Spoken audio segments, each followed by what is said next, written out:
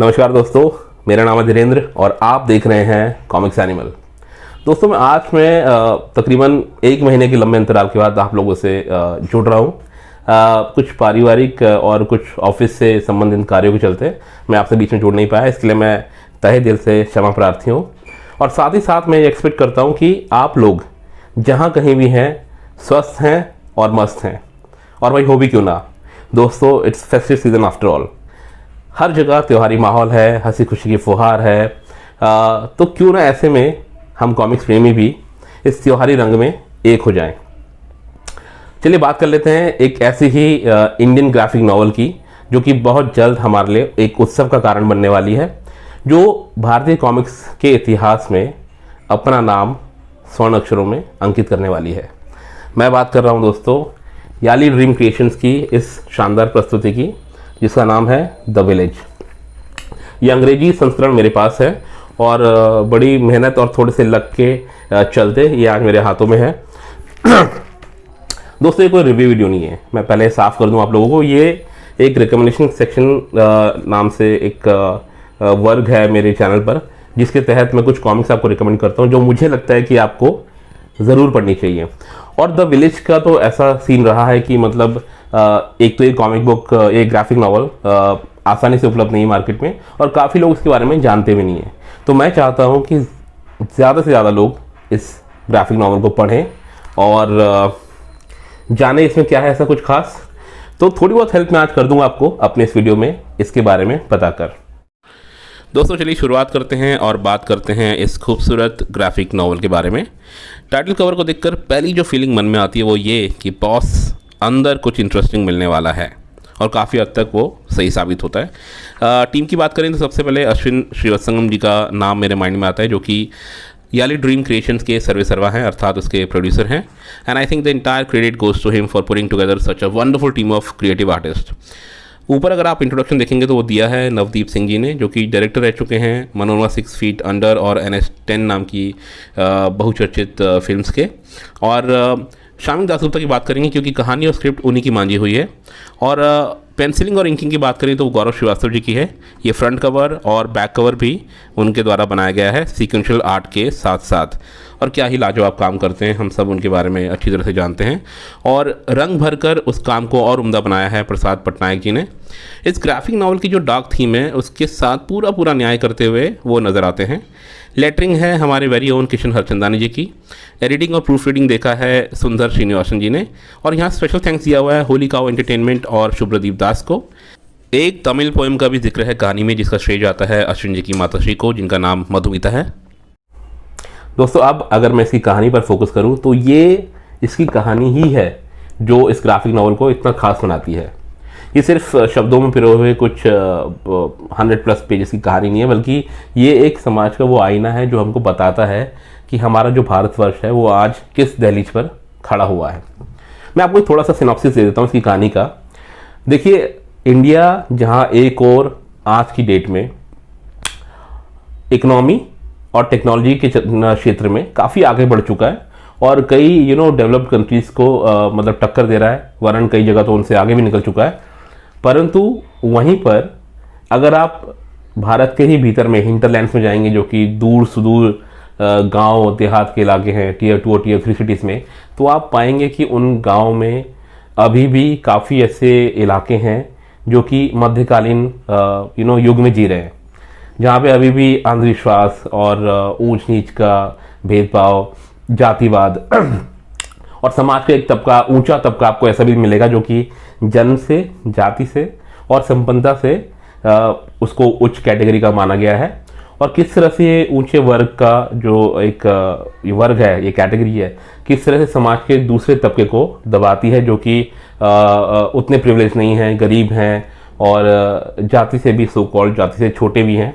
तो किस तरह से उनका मतलब हास करते हैं, किस तरह से उनको एक्सप्लॉइट करते हैं। तो ये सब कुछ आपको इस ग्राफिक नॉवल के थ्रू देखने को मिलेगा। सो आप कॉमिक्स पढ़ते पढ़ते आपका मनोरंजन तो होता ही है, बट आप वाकिफ भी होते हैं कि भाई ये चीज़ें तो अभी भी प्रचलन में हैं, अभी भी हमारे समाज का एक अभिन्न हिस्सा है। तो वो बात गौर करने लायक है। तो दोस्तों, अगर मैं अब आपको इस कहानी का एक छोटा सा सिनॉप्सिस दे दूं तो वो कुछ इस प्रकार होगा कि एक यंग डॉक्टर हैं गौतम सुब्रमण्यन करके, तो वो अपनी वाइफ और डॉटर के साथ नागापट्टिनम नाम की एक जगह है, वहाँ से चेन्नई की तरफ जा रहे होते हैं और सडनली एक कर्स्ट विलेज के पास आके उनकी जो गाड़ी है उसका ब्रेकडाउन हो जाता है, ख़राब हो जाती है। तो ऐसे में वो अपनी वाइफ को और अपनी डॉटर को एसयूवी गाड़ी की सेफ्टी में छोड़कर, बंद करके, लॉक करके करीब 4 किलोमीटर दूर पैदल चल के किसी गांव में जाते हैं मदद मांगने के लिए। समस्या तब आती है जब कोई भी व्यक्ति इस युवा डॉक्टर की मदद के लिए आगे नहीं आता है और इनफैक्ट सब उसको कोसने लगते हैं कि how he has doomed his wife and daughter by leaving them in the SUV, क्योंकि वो जो जिस गांव के आसपास वो गाड़ी खराब हुई थी वो शापित गांव है। मतलब 2004 में एक सुनामी में तबाह हो गया था वो गांव, लेकिन एक कर्स है जो अभी भी बना हुआ है उस गांव के ऊपर, जिसके चलते ये मान्यता है कि वहाँ पे भूतों का डेरा है और इसी के चलते गांव वाले इस युवा डॉक्टर को कोसते हैं कि क्यों छोड़ के आ गया तो अपनी फैमिली को उधर, अब वो जिंदा नहीं बचेंगे। यहाँ से डॉक्टर सरप्राइज भी होता है, अपॉल्ड भी होता है, मतलब उसको शॉक भी लगता है कि मतलब किस तरह की बातें हो रही हैं आज की दुनिया में, और साथ ही साथ वो चिंतित भी होता है अपने परिवार को लेकर। अब यहाँ से ड्रामा शुरू होता है। तो मैं आपको एक बात बता दूं कि ये जो कहानी की शुरुआत है ये होती बहुत ही प्रिडिक्टेबल अंदाज में है, एकदम रूटीन वे में चलती है कि किस तरह से एक बस जा रही है यात्रियों से भरी हुई, रास्ते में ख़राब होती है, देन सम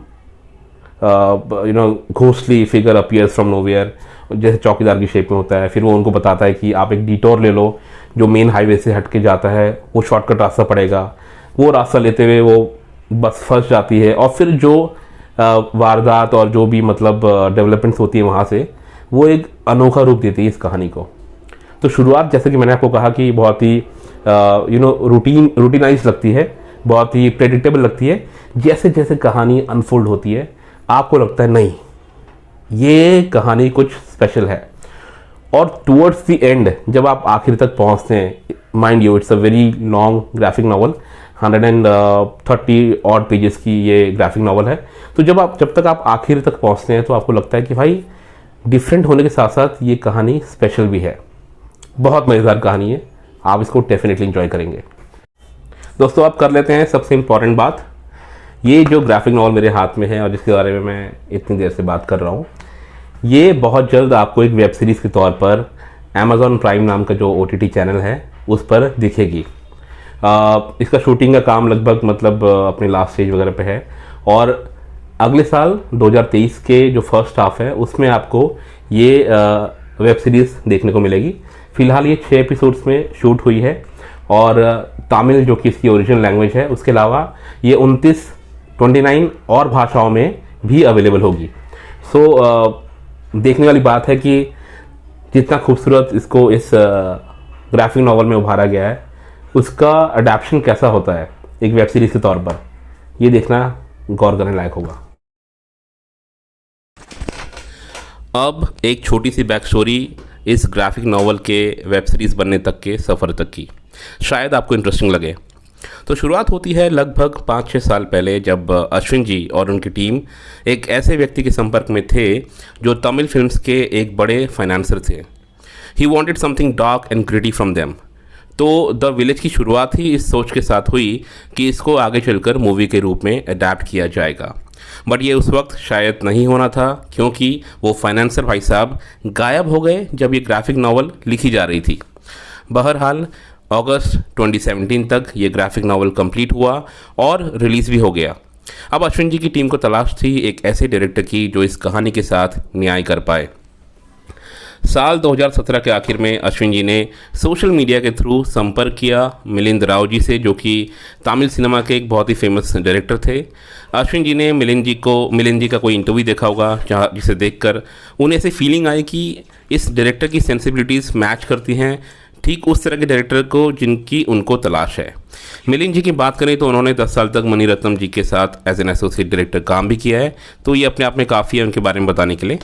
बाद में मिलिंद जी मान गए और फिर जब अप्रैल 2018 में अश्विन जी इंडिया आए तो मिलिंद जी को एक लीड एक्टर के घर पर मिले, जहां ये डिसाइड किया गया कि वो लीड एक्टर ना सिर्फ उस मूवी में काम करेंगे बल्कि उसे प्रोड्यूस भी करेंगे।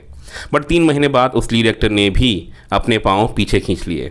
इसके बाद शुरू हुआ लगातार कोशिशों का सिलसिला और इन्हीं कोशिशों के चलते बात आ पहुंची अमेज़ॉन प्राइम की टीम तक, जिन्हें ये कहानी फर्स्ट हेयरिंग में ही पसंद आ गई। एक कोई विजय सुब्रमण्यम नाम के व्यक्ति थे जो शायद अमेज़ॉन ओरिजिनल्स के हेड थे। उन्होंने इस कहानी को एक तमिल सीरीज़ के रूप में बनाए जाने वाले प्रपोजल को अप्रूव किया। फिर बाकी का साल 2019 निकल गया तो फाइनली 2020-21 में अमेज़ॉन और मिलिंजी ने द विलेज के स्क्रीन पे पर काम किया और 6 एपिसोड्स तैयार करने की योजना बनाई। एक लीड एक्टर आर्या को रोप इन किया गया अगस्त-सितंबर 2021 में और फाइनली उसके फलस्वरूप जो सीरीज़ बनकर तैयार हुई है वो है द विलेज। एनीवे, कुछ रुकावटों के बाद ही सही, बट फाइनली अच्छी बात यह है कि अब ये सीरीज़ आप तक पहुंचने को तैयार है और अगले साल आपको इस वेब सीरीज़ को देखने का मौका भी मिलेगा। बट दोस्तों, मैं आपको स्ट्रांगली रिकमेंड करता हूं कि इससे पहले कि आप वेब सीरीज़ को देखें जब भी वो आएगी अगले साल, आप इस ग्राफिक नॉवल को पहले पढ़ लें ताकि आपको ये अंदाज़ा हो जाए कि किस तरह से उसको रुपहले पर्दे पर दर्शाया गया है। क्या ये क्वालिटी के मामले में और कहानी की जो पेस और इंटेंसिटी है उसके मामले में उसको एज इट इज़ उसको ट्रांसलेट किया गया है सिनेमाई पर्दे पर, जो कि एक OTT प्लेटफॉर्म आजकल जो कि बहुत प्रचलित है। तो आपको ना कंपैरिजन करने में एक आसानी होगी। जैसे अक्सर आपने देखा होगा कि नॉवेल्स के बेसिस पे कई बार मूवीज़ बन जाती हैं, तो कई बार मूवीज़ नॉवल से बेटर बन पड़ती हैं, कई बार वाइस वर्सा हो जाता है, बिल्कुल उलट हो जाता है। सो आपको एक बैलेंस व्यू मिलेगा। तो अब गौर करने वाली बात यह है कि इस ग्राफिक नॉवल को भाई अगर हम ढूंढें तो ढूंढें कहाँ, मतलब अगर हमें परचेज़ करनी है तो कहाँ जाके देखें। प्रॉब्लम वाली बात तो है, क्योंकि ये मैं भी स्ट्रगल कर रहा था काफ़ी कुछ टाइम से इसको पाने के लिए। मैंने क्योंकि ये जो ग्राफिक नॉवल है ये आउट ऑफ प्रिंट है और रीसेलर्स के पास भी आसानी से उपलब्ध नहीं है। सो वो तो मैं बाय स्ट्रोक ऑफ लक मैं कहूँगा कि बाय चांस मुझे मिल गई।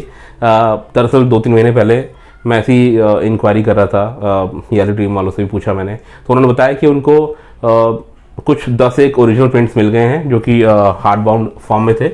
तो वो बहुत जल्द वो होली का जो उनके पुराने पार्टनर थे उनके थ्रू वो सेल पर डालने वाले थे। तो मैंने फटाक से बजर दबा दिया और I won 1 copy for myself. I paid for it of course, but वो 10 भी चुनिंदा लोगों को ही मिली। तो उस टाइम में अपने आप को बहुत लकी महसूस कर रहा था। I still feel I am one of the luckiest ones, क्योंकि मुझे हार्ड बाउंड कॉपी के रूप में ये मिला और साथ में कुछ इसके आई वुड से पोस्टर्स नहीं है, मैं आपको अभी खोल के दिखाऊंगा। तो बट आप लोग को भी निराश होने की ज़रूरत नहीं है, क्योंकि सबसे अच्छी बात ये हुई है कि याली ड्रीम क्रिएशंस ने अभी हाल ही में 2 नए पार्टनर ढूंढे हैं और वो इस ग्राफिक नॉवल के रीप्रिंट्स लेकर जल्द ही आप तक पहुंच रहे हैं। In fact as I am talking to you, the pre orders are already out on Comics Adda. Comics Adda इनका पहला पार्टनर है जो कि सारा डिस्ट्रीब्यूशन का काम एक्सक्लूसिवली देखेगा इस ग्राफिक नॉवल के हिंदी और अंग्रेजी संस्करण के। और दूसरे पार्टनर इनके हैं बहुत ही सहज रूप से अपना काम करने वाले और बहुत ही popular Ravi Raj Ahuja, bullseye press वाले। जी हाँ, उन्हीं की बात कर रहा हूँ मैं। तो वो इसके पब्लिशर होंगे, तो जो भी पब्लिशिंग से जुड़ा हुआ काम है वो सारी जिम्मेदारी उनकी रहेगी। और आई थिंक ये बहुत ही अच्छी पार्टनरशिप में एंटर किया है याली ड्रीम क्रिएशन से। होपफुली ये बहुत फ्रूटफुल साबित होगी उनके लिए।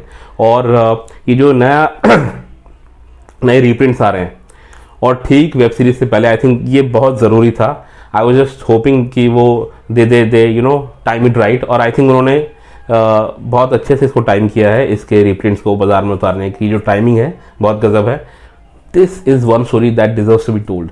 और ये मैं सिर्फ इसलिए नहीं कह रहा हूँ क्योंकि ये कहानी जो मुझे बहुत पसंद आई है, वो इसलिए भी क्योंकि आपको ये जानना बहुत ज़रूरी है कि we as human beings may be the best creation by God, लेकिन हमारी there is a different side to earth also. और वो जो दूसरा पहलू है मानवता का, वो इतना विभत्स है कि आई मस्ट टेल यू, मतलब कभी कभी तो ऐसा लगता है, और खासकर इस ग्राफिक नॉवल को पढ़कर, कि इंसान से बड़ा जानवर शायद और कोई नहीं है इस दुनिया में। Do give this graphic novel a read. तो दोस्तों, विदाउट वेस्टिंग एनी टाइम, आप अपनी कॉपीज प्री ऑर्डर कर डालिए, because I don't think it's going to take any longer, क्योंकि डमी कॉपी इसकी ऑलमोस्ट रेडी है और जल्दी ही आपकी पसंदीदा रीप्रिंट्स आपके हाथों में होंगे इंग्लिश और हिंदी संस्करण में। आप चाहें तो कॉम्बो भी ले सकते हैं, आपकी मर्ज़ी है, अपनी अपनी पॉकेट के हिसाब से डिसीजन लीजिए और इंटरेस्ट के हिसाब से। ऑफ कोर्स मेरी आपसे सिर्फ एक दरख्वास्त है। सबसे पहली तो ये कि ये वीडियो आपको कैसा लगा, कुछ इन्फॉर्मेटिव लगा हो या कुछ भी बात अच्छी या बुरी लगी हो इस वीडियो के बारे में, तो अपनी राय, अपने विचार मेरे साथ साझा कीजिए। मुझे बहुत इंतज़ार रहता है आपकी प्रतिक्रियाओं का। सो आप कमेंट सेक्शन में इस वीडियो के अपनी बात रख सकते हैं, और लेटर ऑन जब आपको ये रीप्रिंट्स मिल जाएंगे इस ग्राफिक नॉवल के और आप इस कहानी को पढ़ चुके होंगे, तो मैं आपसे जानना चाहूँगा आपके विचार इस ग्राफिक नॉवल के बारे में। फिलहाल चलता हूँ, आप लोग अपना ख्याल रखिए, जल्दी आपसे मुलाकात करूँगा। Good bye.